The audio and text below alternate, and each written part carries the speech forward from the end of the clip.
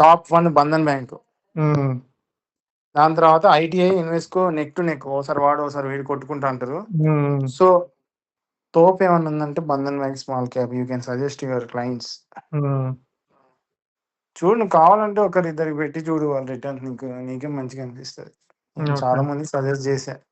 ఈ పరాగ్ పరి లేదా పరాగ్ పరీక్ ఉంది, వాటిలో కూడా ఇన్వెస్ట్ చేసిన నేను. పరాగ్ పరీక్ డైరెక్ట్ యాప్ లో చేయమని వాళ్ళని. ఓకే. ఇంకో ఇది మళ్ళీ డైరెక్ట్ ఇంకో చరణ్ ఉమ్, జాగ్రత్త, ఇండైరెక్ట్ చెప్పు ఇంకో వాళ్ళకి. చూడు, పరాగ్ రెగ్యులర్ ఫండ్ కాదు, Parag Parikh flexi cap fund direct. Um, regular అంటే మళ్ళీ ఏదో పోతుంది, రెగ్యులర్ అస్సలు వాళ్ళని జాగ్రత్త పెట్టుకోమనాలి. రెగ్యులర్ ఉమ్. పెట్టినా బిస్కెట్ అవుతుంది, మళ్ళీ మనం చెప్పిన దానికి తప్పు అవుతుంది. ఓకే. ఓకే. ఈ నేమ్ కరెక్ట్ ఎతికి ఇదే పెట్టాలి. ఉమ్, కొన్ని రెగ్యులర్ ఉంటే దాంట్లో ట్యాక్స్ కట్టింగ్స్ అవన్నీ ఏదో నాకు తెలియదు, ఆ రెగ్యులర్ పెట్టొద్దు. ఉమ్. ఎక్స్పెన్స్ రేషియోలో అవన్నీ వేరే ఉంటాయి. ఇంకా ఇది టాప్, వీడే టాప్ 5 రేటింగ్ ఉన్న ఏది లేదు చరణ్, ఇంత తోపు రేటింగ్ ఉన్నది. ఓకే. ఉమ్, ఇట్లా అసలు వాడి అసెట్ మేనేజ్మెంట్ తోపు అనమాట. ఇట్లా మొత్తం రిజర్వ్ బ్యాంక్ ఆఫ్ ఇండియా మన డైరెక్ట్ లేదు ఎంట్రీ. ఉమ్, సో అట్లా వీడు ఏంట్లో దేంట్లో పెడితే మొత్తం ఉంటది Charan. Um. The way he manage the fund తోపు అనమాట. యుఎస్ స్టాక్స్ లో కూడా పెడతాడా?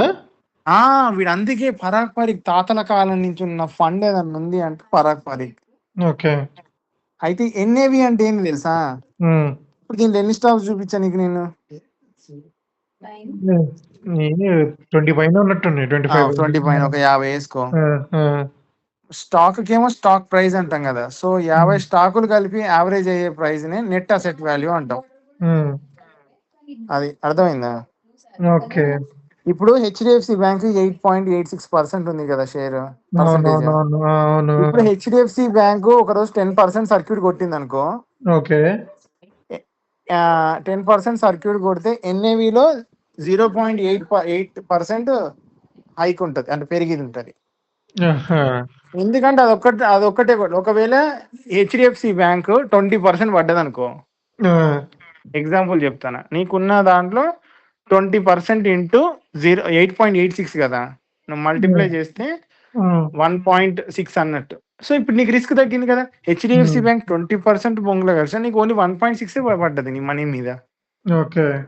పోనీ 1.6 పడ్డాయి, మిగతా అన్ని పెరిగినాయి అనుకో, అప్పుడు ఉమ్. Net 1.6 plus 1.6 minus 1.6 0. నీకేం లాసే రాలే. ఒక్క దాంట్లో పెడితే నీకు రిస్క్. ఓకే. నీకు డబ్బులు వచ్చినా అలా ఉంటది, 20% పెరిగినా అలాగే ఉంటది, 20% పడ్డా అలా ఎఫెక్ట్ ఎక్కువ ఉండదు నీకు. బట్ అవునవును. గ్రోత్ బాగుంటది. ఇప్పుడు ఎలా ఉంటది అంటే thought process, mutual fund 100 long కంపెనీల టర్మ్ 5 ఇయర్స్ 10 ఇయర్స్ కల్లా వెళ్ళిపోవాలి ఇంకా. ఓపిక ఉండాలి. అదే రిటైర్డ్ ఏంటంటే కొంతమంది చాలా మంది రిస్క్ ఫ్రీ ఎత్తుకుతుంటారు సార్. అవునవును. వాళ్ళకి నువ్వు మంచి సజెస్ట్ చేయొచ్చు. నీకు కావాలంటే మంచి డిఫెన్స్ సెక్టార్ రిలేటెడ్ ఉంటాయి, మెటల్స్ రిలేటెడ్ ఉంటాయి. నీకు కావాలంటే అవి చెప్తా, అవి కూడా చెప్పు పిల్లలకి. బంధన్ బ్యాంక్ మంచి హై రిస్క్ మంచి నువ్వు స్మాల్ క్యాప్ పెట్టుకొని తల కొట్టుకోవడం కట్టే వాడికి ఇస్తే, వాడు 100 కంపెనీలలో 40 బొంగులో కలిసి 60 బాగున్నా చాలు కదా, ప్రాఫిట్ లో ఉంటావు. కానీ ఎందుకు తెలుసా చరణ్, నీకు ఇప్పుడు ఎందుకు చెప్తాను తెలుసా? మార్కెట్స్ ఏం పెరగలేదు చరణ్. అవి పెరిగినాయి అంటే ఒక సెక్టార్, వాడు అన్నాడు మొన్న, ఏదన్నా ఒక రెండు సెక్టార్ ర్యాలీ, ఒకటి స్లో ఉంటుందంట, లేకపోతే ఒకటి ఫుల్ ర్యాలీ. అందుకే వాడు అంటాడు ఒక mid cap, small cap, flexi cap కథం లక్ష పెడితే ఖచ్చితంగా ఏదో ఒక రెండు ఫుల్ అసలు ర్యాలీ అయితే మస్తు పెరుగుతాయంట.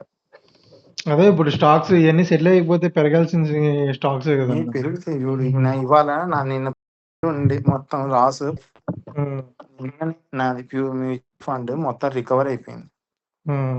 మీరు ఒకప్పుడు లాస్ నా మ్యూచువల్ ఫండ్ తెలుసా, రికవర్ అయిపోయింది. నువ్వు బుల్లిష్ ఉన్నావా?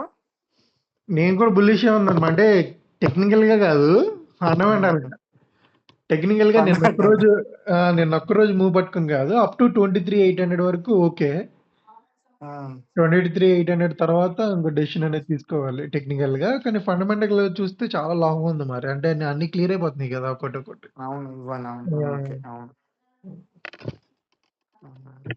అదే weak hands will exit paper లో కూడా అదే మండే రోజు పొద్దున వీక్ హ్యాండ్స్ బాగా పెరిగింది కదా, వీక్ హ్యాండ్స్ వీల్ ఎగ్జిట్